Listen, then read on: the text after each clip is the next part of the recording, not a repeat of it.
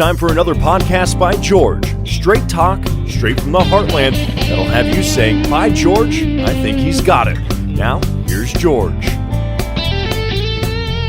Hello, hi, how are you? Welcome on in to another podcast by George. Well, it's kind of that time of year between Christmas and New Year's recording this, and of course we're in the midst of this self-quarantining pandemic that just seems to drag on, and I know people are looking for a break, looking for something to do. Well, how about reading a book? How about reading a good one? This is one that I've been wanting to get on the podcast here ever since it released, because it's got this connection to me and to the heartland and to the state of Iowa that just has to be read, really, to believe. And it's a new book called The Monsters We Make, and it's by Kali White VanBaale. I'm going to read her bio here. She's joining us on the podcast by George live line this morning. And Kali is the author of The Monsters We Make, The Good Divide, and The Space Between. Now, she's the recipient of the American Book Award, an Eric Hoffer Book Award, and an Independent Publisher's Silver Medal, among others. Kali holds an MFA. Now, that's a Master's of Fine Arts, folks. And every time I interview somebody, it seems like, my God, they're so much smarter and better educated than me. But she's a creative writing from Vermont College of Fine Arts and is a faculty member of the Lindenwood University MFA Creative Writing Program. She lives here in Iowa with her family. And I got to read this, and I always do the long form of the bio, Kali, when I first bring people on, because I really like this part of it, because, the trail of our life, it's amazing. In previous professional lives, Kali was a county case manager for mentally disabled adults and children, a substitute librarian, a gymnastics instructor, a child care provider, a waitress, a jewelry counter attendant at Target, and spent one winter working on a Christmas tree farm, one summer detasseling cornfields. And my God, you're almost not an Iowan if you haven't done that. She also lived in a remote Hungarian village for several weeks while volunteering on an organic vegetable farm. And she was born and raised on a dairy farm in southern Iowa, and again, she resides here in Iowa. Kali, welcome to a podcast by George. Thank you so much, George. Well, I want to talk about this book, and I want to clarify right off the top what this is. This is a genre kind of book writing. It's based in reality, but it has the fictional component to it. How would you describe your style of writing in this book? Yeah, it kind of straddles some genres. We kind of classify it as true crime fiction, which sounds like it's contrasting itself a little, but that's the best description. It's fiction based on true crime. And of course, what we're talking about here, folks, are the disappearance of Johnny Gosch, Eugene Martin. And I also want to mention this third boy, which I tell you the truth, I was completely unaware of. And I was in the news business. I was covering these disappearances back in the early 80s. And I'm going to turn to this IowaColdCase.org. I'm going to read these to kind of bring this in. The case summary by Jody Ewing and Aaron Brilbeck for the disappearance of Johnny Gosch. Here's how it reads, folks. It's a story that shocked communities and catapulted Iowa into the national spotlight, changed state law, and forever changed the way parents monitored their children's activities. 12-year-old Des Moines Register paperboy Johnny Gosch left his West Des Moines home on Sunday morning, September 5th, 1982, to begin his paper route. He wore a white sweatshirt with Kim's Academy on the back, warm-up pants, blue rubber flip-flops, and carried a yellow paper bag. Normally, his father, John Gosch, accompanied him on that route, but on this day, Johnny went alone. My God, what a mind-bender breaker that is. And of course, he never came home, and that's the story of Johnny Gosch. And so I'm in the newsroom, Kali, and we're covering this. It's one of the bigger stories ever. Johnny Gosch was the first milk carton boy, if you can believe this. And we would kind of update that story, even though there wasn't anything to update, just to keep it in the public eye. And for myself, I was working the early morning news block. So I was going to work at 4:30 in the morning and out on the streets just like Johnny Gosch was back. And I used to drive and look around and think, God, where's he at? And then think about who's out there with me. It was me going to work in the newsroom. It was early morning delivery people, some cops. And then I always thought, God, the criminal element that might be out here still. And I thought to myself, And I told anybody that would listen to me, why are they still allowing these kids to deliver newspapers? Because they were. And they hadn't caught this person that had taken Johnny Gosh. And I thought to myself, and I told people also, I said, my God, they can get these newspapers in people's hands in other ways. I mean, adults can deliver them. For one thing, there could be a central pickup point. I mean, you could mail them. There might be an extra expense to that. But I've always wondered why they were still having kids deliver these newspapers. Well, then, within a couple of years, Eugene Martin, another newspaper carrier, another boy, disappears off the streets of Des Moines. And I just went, oh, my God. And I was the police and fire reporter at the time. I thought, my God, that's a huge story, but maybe as big a story is the fact that they were still delivering newspapers. My God, I got to get to this. Now, for Eugene Martin, again, I'm going to turn to this article just to read this because I got to cover these things. It kind of really lays the groundwork for this podcast and for the book also. So, and I apologize for keeping our guest hanging here while I read these things because she knows this stuff better than anybody, but I wanted to make sure other people did. So, this is iowacoldcase.org. On Sunday morning, August 12, 1984, 13-year-old Eugene Martin left his home approximately 5 o'clock in the morning to deliver the Des Moines Register newspaper in the Des Moines area. He wore a blue jeans, a red shirt, and a gray pullover. Eugene normally delivered the papers with his older stepbrother, but on this day went alone. The Iowa State Fair was in town, and Eugene, who in his free time enjoyed football, fishing, skating, video games, and TV, wanted to make some extra money. Witnesses said they saw Martin talking to a clean-cut white male in his 30s sometime between 5 and 5:45 a.m. at Southwest 12th Street and Highview Drive. My God, I know right where that is. Some stated the two appeared to be engaged in a friendly father-son sort of conversation, and others recalled seeing the teen folding papers and talking to a man sometime between 5:45 and 6:05 a.m. Between 6:10 and 6:15, Eugene's bag was found on the ground outside of Des Moines with 10 folded papers still inside. When customers called to report not receiving their morning paper, the manager went out, found the bag, and delivered the papers. And at approximately 8:40 a.m., the search for Eugene began, and he has not been received or has not been seen since. So, Kali, I don't know, jump in here. Those are the two most prominent, well-known instances of this.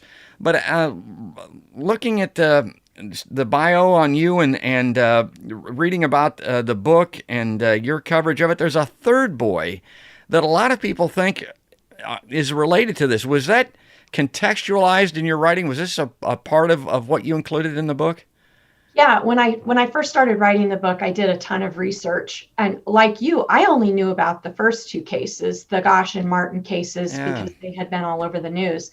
And once I started digging through the newspaper archives down at the Des Moines Public Library, I was really shocked to find that there was this third boy and all three cases had been spaced almost exactly 2 years apart in 82, 84, and 86. And the third boy, his name was Mark Warren Allen. His case was not covered in the news. And when I tracked down the investigator who covered the Eugene Martin, who worked on the Eugene Martin case, I got a little insight into why. And he said that from the police department's point of view, the family, the Allen family, was not terribly cooperative at the time. I don't know the exact reasons why. I think Mark had a pretty complicated family structure. But then in interviews, Mark's mother said that the Des Moines Police Department asked her to not make this hugely public because they really feared just an all-out citywide panic. So it's a little, both sides had different reasons why Mark's story was never really covered. However, the Des Moines PD, they firmly believe that it's connected to the first two cases. He fit the profile of Gosh and Martin. And if you line the three photos up, the three boys look so strikingly similar. They have I'll put them up. The same type of hair. They were the same age. They all went missing under very similar circumstances. It's pretty hard to deny that third case fits with the first two. There's a couple of differences. One is it was determined eventually he was not delivering newspapers, and it was not in the early morning hours. It was in the evening, correct? It was Easter weekend of 1986. It was a few blocks away from where Eugene Martin went missing. Yes, a few blocks. I mean, that's the thing that Blocks. jumps out at me. My God, it was the same neighborhood. I mean, Yeah, it was same virtually the same neighborhood. place. Yeah. He was new to the neighborhood and he was walking by himself. He had just moved to Des Moines. So he was, I'm guessing, completely unaware of Eugene Martin's disappearance just a few blocks away. However, it was at dusk. So the environment was very similar. It was low light. It was Easter weekend, so it wasn't a particularly busy street, very, very quiet residential street, kind of nice weather that weekend. And he was walking alone. And at that time, after the Martin case, many kids had stopped delivering papers. So there weren't nearly as many kids delivering papers anymore in 1986 than there were in 84 and 82. The 84 and 82 cases really was the beginning of the end for paper deliveries. By the end of the 1980s, I think the Des Moines Register had completely gone away from hiring kids, and they just started contracting with private companies, which were adults. And that was the end of the young paperboy era, really. Yeah, and as I recall, I wanted to cover that part of it in the news, and I was discouraged from doing that. We had a consultant that was coming into the station. Broadcast news was changing, journalism was changing, really. Mm-hmm. And I was discouraged from covering that particular angle. And the other thing is, and I brought this up on a podcast earlier, I think I'm not going to go into it today, but I had the first live interview with Eugene Martin's mother the next morning after he was Wow. abducted. Yeah, and I asked her on the air. I mean, that's a tough, and those interviews are tough, Oh, folks. I can't even imagine. Yeah, and I asked her, I said, did you ever give any thought to not allowing him to deliver these newspapers? And there's no answer to that question, really. But it's the reason I wanted to have it out there was so that other people thought about it, so that the Des Moines Register thought about it, so maybe that we could get these kids off the street. And of course, the consultant was from out of town, didn't have any knowledge of Iowa or this story, Mhm. really, and kind of tore me a new one in the newsroom for asking this cold-hearted, cruel question. I said, my God, it may be the most important question. I mean, I want to get these kids back, obviously, but I don't want any more kids to be stolen, I mean, or Right. taken, or that's got to end. So I'm glad that you clarified that about the fact Yeah. that it eventually did come to a I think demise. part of the problem was with the Gosh case. The West Des Moines Police Department was really reluctant to call it an abduction, and I know. they left the door a little too open, even though Johnny's parents were so insistent that he was abducted. The West Des Moines PD really kept leaving it open that he ran away, or that maybe the parents were somehow involved because they were sort of scrutinized. And that 2 year gap, I think Iowans and particularly Des Moines residents, there was just enough wiggle room there for them to think, it still kind of looks like maybe he ran away, or it was not. I mean, kids just don't get abducted here in Iowa. Yeah, We were pretty confident in what a yeah. safe place we were, not this sort of not here attitude. But the Martin case changed all that. I always thought of the Martin case as more of the watershed case than even the Gosh case, because that was the case that took out all the question marks. These kids were being abducted off street corners.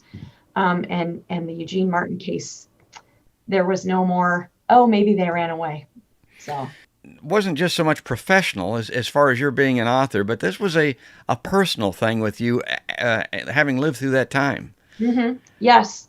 I've lived in Iowa all my life, and when Johnny Gosh was abducted, I was 7, and I lived several hours south of Des Moines. So I didn't really remember that case when it happened. But when Eugene Martin went missing, I was 9, so a little bit older, and I happened to be on a rare family vacation in Des Moines with my family. And we were staying at a hotel on the south side, just blocks away from where he went missing. So I vividly remember when that happened. And having been a very, very small town sheltered farm kid, from a rural area where I grew up in a home that didn't even have locks on the doors, true story. that abduction left a lasting impression on me. Obviously, I carried it well into my adulthood, and it changed, I think, how kids lived, kids of my generation, kind of 1980s latchkey Gen X kids. And then it definitely affected how we parented our own children, because those watershed cases that were all over the news really terrified us as children. And so we became very paranoid, vigilant parents. And it was just that those stories really affected who I was as a person and a parent. And I just couldn't let them go. And they ended up evolving into this fictional story. I know exactly what you're talking about. It used to be like this time of year, even you get a warm day. You just tell the kids, get the hell out of the house. I mean, go somewhere. Get out of here. You're driving me crazy, you know. Well, that all changed after that. I mean, it wasn't just you're safe, get out of here, out of sight, out of mind for several hours, if not most of the day. I mean, I thought Right. that was my generation. And you'd head off on your bicycle or head out of the house in these small towns in suburbia, and sometimes not come back till dark or later with, Right. but that's all different now. Well, the book, I mean, it's just getting rave reviews. I mean, everybody loves it, and it's a page turner. But it's got this. Some people describe it even as this horror, make the hair stand up on the back of your neck kind of element to it. I saw one reviewer said you got to read this thing with the lights on. So it's a terrifying historical circumstance, but that kind of is a part of the writing of it also. Yeah, and it's, even though it's based on a true crime and there is a little bit of suspense and maybe a little thriller element slightly to it, I consider myself first and foremost a character writer. I typically start with character driven stories. I have to care about the characters first.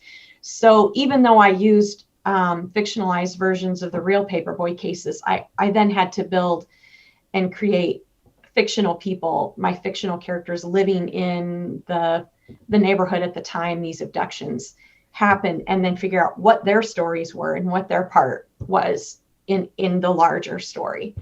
And so I ended up sort of with these two separate storylines, where one major high profile crime inadvertently exposes a much more smaller private crime happening in the same neighborhood. And I became really fascinated by that idea of one crime accidentally exposing another. And that was my jumping off point. Yeah, it reminds me of what might be called period history, or the history of a period. My wife, she loves these documentaries and PBS shows on Yeah. different parts of history. Well, this is kind of what this is, but I feel bad I'm so old. But it's kind of like that for the early 1980s. Talk about that a little bit and how that courses through the book. Yeah. So the two characters, this sister and brother pair, Crystal is 17, 18 in the story. She's a senior in high school at the time. And then her younger brother, Sammy, is a 12-year-old paper boy who also delivers papers in the same South Side neighborhood where the fictionalized case of Eugene Martin takes place. And so Sammy's character would have been pretty close to my age around the time Eugene Martin went missing.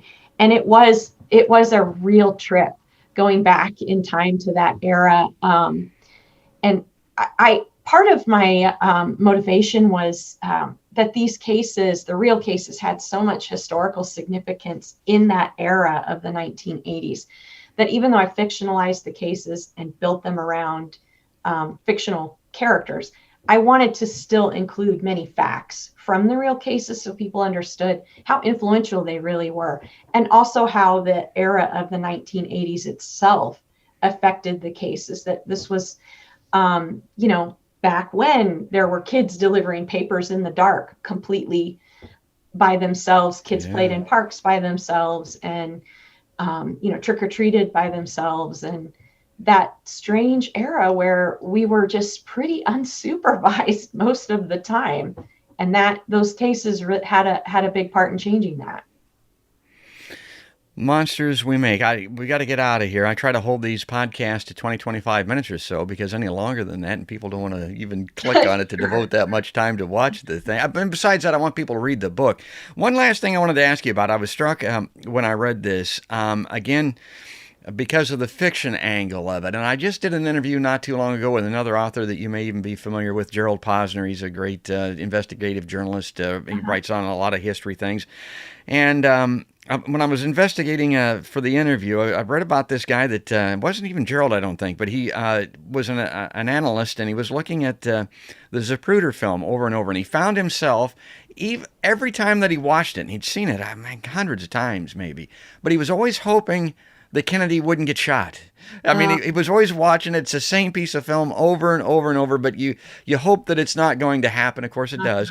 Well, okay, so you're writing this book. You can write it any way that you want to, obviously. It's not pure history. Did you find yourself wanting to remake this tragic bit of history a little bit and have it end better than it actually did? I was tempted, but then at a certain point, I realized that I had to stay faithful to how the real cases ended up. That they are still cold cases that really still haunt Iowa. They're really a burden that Iowa still bears almost 40 years later. And I knew it was a risk that it could turn readers off, not resolving that part of the storyline versus the fictional part of the storyline. But in the end, I just felt like it was too important to be faithful to where these cases still stand today. Well, that's great. Good on you. I'm going to give you a last word here. I want to go out and make sure that you mention where people can get the book, where the best place. I know it's available on Amazon as an example. Is that the best place for people to order it? Yeah, it's available through Barnes & Noble, Amazon. Most independent bookstores here in Iowa carry it, or you can request to have it ordered in. Target online carries it. One of the easiest places to go would be to my website, www.kaliwhite.com. And there are links to multiple outlets to choose from where to buy the book. I'll do that. I'll also super KaliWhite.com up there on the screen so that people can see it if they're watching the podcast. And I'll also put links when I put it on iTunes and places like that as well. Well, that's great. I really appreciate it. I encourage people to read Monsters We Make. This is great, Kali. Kali White VanBaale, award-winning author here from the Heartland with a great new book. Thanks again for coming on a podcast by George. Thank you so much, George. It was great to visit with you. And that's going to do it, folks. That's going to wrap it up for this edition. I also encourage everybody at the end of this, if you're watching on YouTube, click that little subscribe icon that you see there.